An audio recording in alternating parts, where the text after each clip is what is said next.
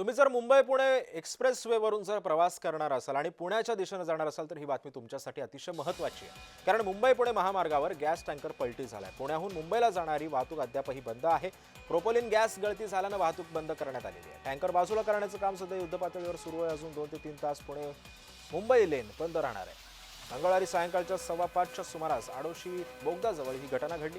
Tanker बाजूला करण्याचं काम सध्या युद्धपातळीवरती सुरू आहे। अत्यंत ज्वलनशील असा गॅस असल्यामुळे पुण्याहून मुंबईकडे जाणारी वाहतूक अजूनही बंद ठेवण्यात आलेली आहे।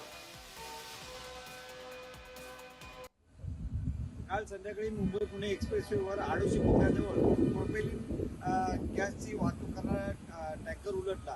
त्यामुळे त्या टँकरकडून वायुगळती झाली आणि त्या वायुगळती रोखण्यासाठी बऱ्याच टीम्स या ठिकाणी आलेल्या आहेत। NDR आलेली आहे, BPCL आलेली आहे, त्याचप्रमाणे हेल्थ फाउंडेशनची टीम या ठिकाणी आहे, दीपक फर्टिलायझरची टीम आहे।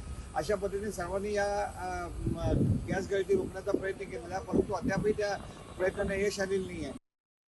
सध्या परिस्थिती अशी आहे की या ठिकाणी प्रोपिलिन गॅसचा जो टँकर आहे तर त्याचा तो वाल्व जो आहे तो 3 ठिकाणी थोडक्यात लिकेज झालेला आहे। तर ते लिकेजची पाहणी करण्यासाठी आपल्याकडं NDRF टीम, त्याचसोबत अपघातग्रस्तांच्या मदतीसाठी जी खोपोलीची टीम आहे, त्यानंतर BPCL टीम, या 3 टीम कार्यरत आहेत। त्या ठिकाणी प्रयत्न चालू आहेत त्यांचे, परंतु हा थोडासा क्रिटिकल विषय असल्यामुळं या ठिकाणी थोडक्यात लिकेज थांबवण्याचं आपल्याला अजून यश मिळालेलं नाही।